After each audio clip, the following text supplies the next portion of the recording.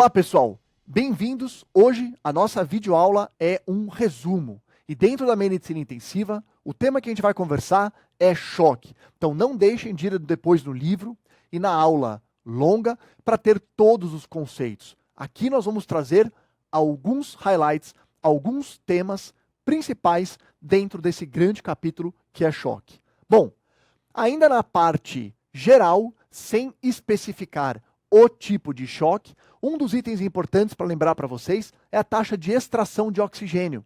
O nosso sangue, teoricamente, sai ali do ventrículo esquerdo com 100% de saturação de oxigênio, tem uma taxa de extração que fica em torno ali de 20% e 30%, então ele volta com cerca de 70% de saturação venosa. Então, se vocês escolherem uma gasometria do átrio direito, ventrículo direito, artéria pulmonar, que é o local aonde o sangue venoso está imediatamente antes de receber o oxigênio dos pulmões, você vai ter a chamada saturação venosa mista. Então, o conceito da taxa de extração de oxigênio pode ser inferido por nós na UTI, calculando a saturação venosa mista. Poucos pacientes estão com um catéter de artéria pulmonar, para você poder colher uma gaso e ter esse valor real, saturação venosa mista de oxigênio, lá da artéria pulmonar. O que a gente faz muitas vezes é colher do catéter venoso central, né, que está ali próximo do átrio direito. Então, este valor a gente pode utilizar, ok? Mas, de livro, a saturação venosa mista vem da artéria pulmonar. A gente, muitas vezes na UTI, colhe a gasometria aqui do catéter venoso central. E quando a gente colhe aquela gasometria, a saturação que vem escrito é a saturação venosa de oxigênio. E por ela a gente infere como está a taxa de extração. Então, por exemplo, se a taxa de extração está elevada, a saturação venosa vai vir de 58, 60. Se essa taxa de extração está diminuída, você vai ter uma saturação de 80, 85. Tá certo? Então, esse é um dos elementos, junto com o lactato e a relação de oferta e consumo de oxigênio, que nos ajudam a monitorar a oxigenação tecidual, ok? Choque hipovolêmico. Vamos começar agora falando sobre cada um dos tipos de choque, as características principais. Choque hipovolêmico, um dos mais importantes, patologias cirúrgicas, né? Trauma, ferimento por projétil de arma de fogo, ferimento por arma branca, patologias clínicas também, diarreia, vômitos, sequestro de líquidos em algumas infecções como peritonite e também em queimaduras, e a hipovolemia que pode ser causada por alguns procedimentos como drenagem de ascite, hidrotórax ou transudatos em outros locais. Todos os choques, a gente resume os parâmetros hemodinâmicos nessa tabela. Então, a gente tem aqui o débito cardíaco, resistência vascular sistêmica, pressão da artéria pulmonar, pressão venosa central e a taxa, né, de extração de oxigênio dada pela saturação venosa de oxigênio. No choque hipovolêmico, o débito cardíaco cai, o corpo, quando está diante de uma hipovolemia, faz vasoconstrição, né, para tentar melhorar a pressão arterial. Então a resistência vascular sistêmica sobe. O paciente está com uma fração de ejeção do ventrículo esquerdo, né, a força do ventrículo esquerdo preservada, pressão de artéria pulmonar normal. Por estar hipovolêmico, ele está com baixa pré-carga, então pressão venosa central baixa, e está com uma extração aumentada de oxigênio. Então a saturação venosa vai estar diminuída. E esses são os parâmetros do choque hipovolêmico. E aí, já que o choque é hipovolêmico, a grande conduta terapêutica é repor a volemia. A gente vai ver daqui a pouquinho que o ideal é repor a volemia com soro fisiológico. Ele é de primeira escolha, exceto nas primeiras 24 horas do grande queimado. Aí é o Ringer lactato. Mas eu vou repor a volemia com soro fisiológico. E a pergunta que sempre aparece, vamos repor até quando, né? Qual a quantidade de volume? Ou, melhor ainda, quando você já fez uma expansão nesse paciente, qual é aquele paciente que você sabe em que ainda merece novos desafios volêmicos? Ou qual é aquele que você não vai dar benefício nenhum dando mais volume? Para responder essa pergunta, a gente tradicionalmente acompanha alguns parâmetros hemodinâmicos, né? Por exemplo, claro, você vai ficar controlando a pressão arterial, a diurese, que reflete o estado hemodinâmico das últimas 4 horas, a própria pressão venosa central, a pressão da artéria pulmonar, se você tiver um catéter de artéria pulmonar, nem sempre você tem. Mas o problema desses fatores é que eles têm grande influência, então não tem muita sensibilidade, especificidade. Eles são influenciados por vários elementos além do estado volêmico do paciente. Então, nenhum deles é suficiente para você falar, eu vou olhar a PVC, e se tiver baixa, eu vou dar volume. Mas se tiver alta, eu vou parar de dar volume. Às vezes, a pressão venosa central já normalizou e o paciente ainda merece volume. Então, um dos melhores parâmetros para responder esta pergunta, precisa ou não de mais volume, é a chamada variação da pressão de pulso, ou o ΔPP. Ele é um parâmetro dinâmico. Ele varia com a respiração. E a variação da pressão de pulso parte do seguinte princípio. Pessoas com estado volêmico normal, quando tem a respiração, em geral, lá na UTI, intubado com ventilação mecânica e pressão positiva intratorácica, não tem influência no retorno venoso. Então vamos imaginar um paciente que está em choque, está intubado, tá certo? Porque estava instável hemodinamicamente, então foi intubado, ventilação mecânica, pressão positiva intratorácica. Se a volemia dele estiver normal, mesmo com a pressão positiva, a influência no retorno venoso é mínima. Então, o ΔPP, a variação da pressão de pulso, vai ser pequeno e esse paciente não tem benefício de receber mais volume. Agora, se o paciente estiver hipovolêmico, o aumento da pressão intratorácica por causa da ventilação mecânica reduz a pré-carga, o enchimento ventricular, e eu vou ter uma menor pressão de pulso. Então, essa é a fórmula da pressão de pulso. Claro que nenhum de vocês tem que decorar, mas se vier na prova o conceito, esta é a pressão de pulso máxima, essa é a mínima, que colocados aqui na fórmula, vai dar um número.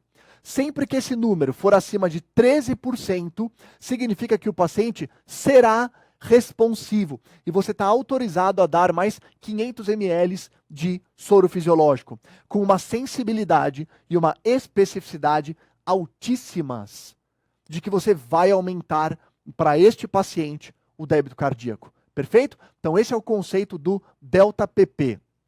Lembra, soro fisiológico é o principal, Ringer lactato só se for um grande queimado nas primeiras 24 horas que a gente comentou, e esses são os pontos mais importantes do choque hipovolêmico. Choque cardiogênico. Lembrar que a causa mais comum são os infartos, né? Infarto anterior extenso, e quando acontece, mortalidade altíssima. O quadro clínico típico do choque, hipotensão, claro que aqui vai ter congestão pulmonar, falência do ventrículo esquerdo, junto com outras alterações próprias do choque. O tratamento mais importante, abrir a coronária, já que a maioria dos casos de choque cardiogênico é doença arterial coronariana. Você vai dar todo o suporte, que vai, em geral, incluir o suporte ventilatório, ventilação mecânica, e as drogas vasoativas para este paciente, né? Idealmente, a dobutamina para melhorar o inotropismo, mas muitas vezes o paciente não tolera e ele precisa, para conseguir ter pressão arterial mais elevada, você precisa entrar com uma noradrenalina, e ele fica com nora e dobuta. Alguns desses pacientes, em especial aqueles que vão para o cateterismo para reperfundir a coronária, lá no cateterismo podem ganhar um balão intraórtico, que é um dispositivo mecânico e é um dos dispositivos que consegue aumentar o débito cardíaco sem aumentar o consumo de oxigênio miocárdico. Então ele é espetacular. E é na própria hemodinâmica. Já abre a coronária, já põe o balão intraórtico e isso é uma das chances que esse paciente, que tem 70% de risco de morrer, possa sair daquele choque. Bom, no choque cardiogênico, como fica a nossa tabelinha dos parâmetros hemodinâmicos? Débito cardíaco baixo, resistência vascular sistêmica alta, até aqui igual ao choque hipovolêmico, mas olha só a dica, ó, pressão artéria pulmonar alta, porque eu tenho falência do ventrículo esquerdo. Outra, PVC alta, ele não está hipovolêmico, e a extração de oxigênio também vai estar alta, por isso a saturação venosa de oxigênio baixa, ok? Então, padrão do choque cardiogênico. Choque obstrutivo.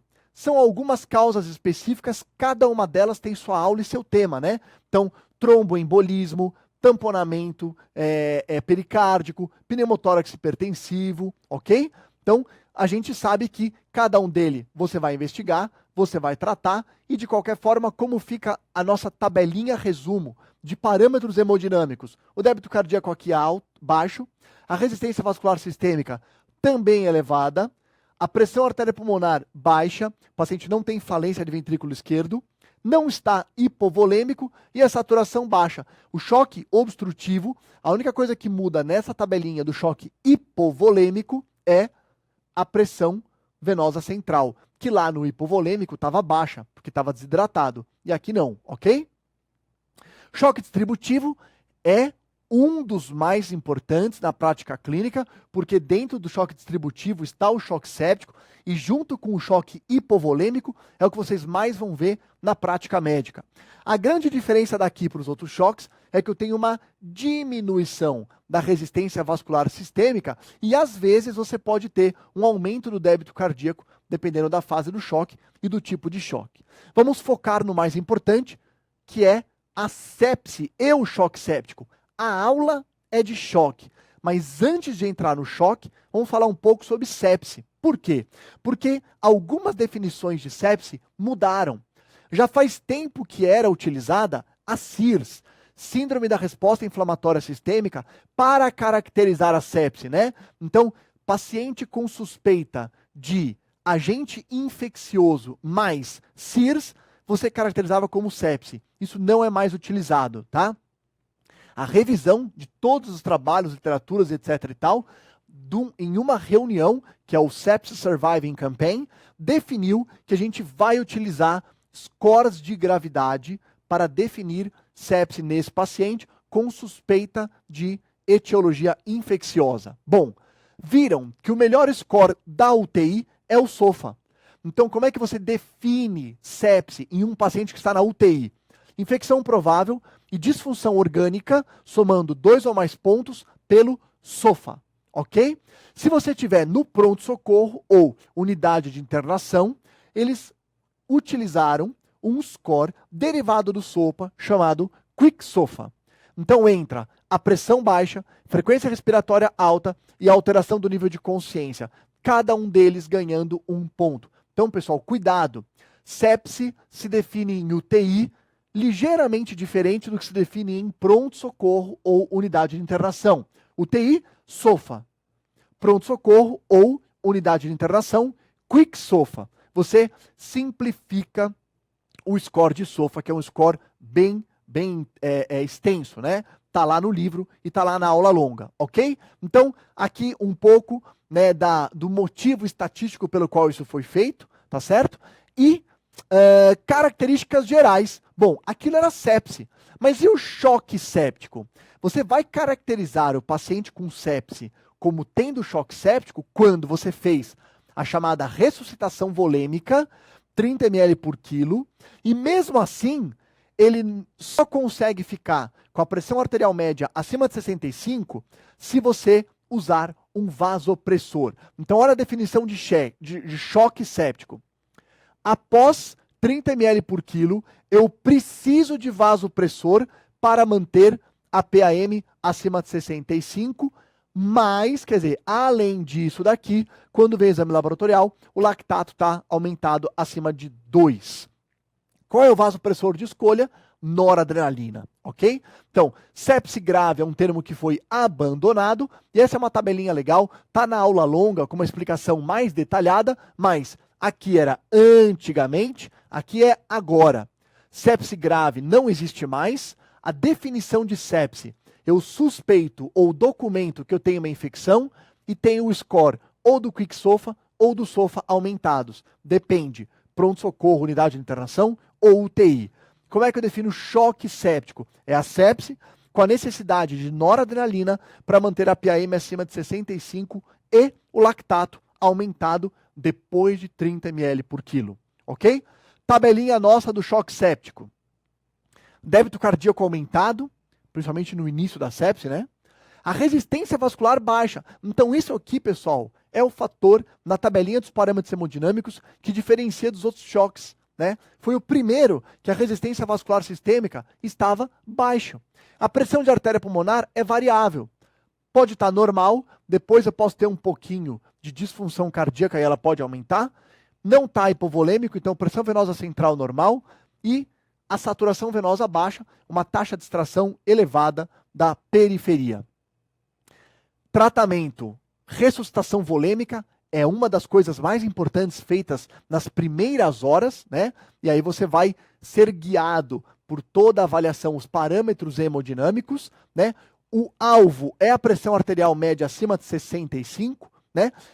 A gente lembra de ter estudado, né, nos livros anteriores de choque e de sepse, que lactato, a saturação venosa central, né, eram inclusive metas terapêuticas que você almejava naquelas golden hours. Eles são parâmetros importantes, mas não tem mais a status de meta, tá, pessoal? A gente tem como meta a pressão arterial média, não é mais determinado uma meta, nem para o lactato, nem para a saturação venosa, que vem daquele trabalho, né, Early Goals Directed Therapy, né, do Dr. Rivers. Então não tem mais isso, agora a gente segue a pressão arterial média.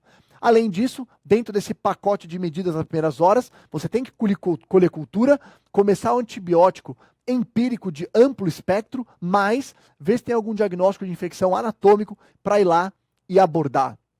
Lembrar que noradrenalina é a primeira opção, não se usa dopamina no choque séptico, ok? E essa foi a revisão. Como eu disse, não deixem de dar uma olhada no capítulo do livro, ver o vídeo longo e resolver bastante questão. Um abraço.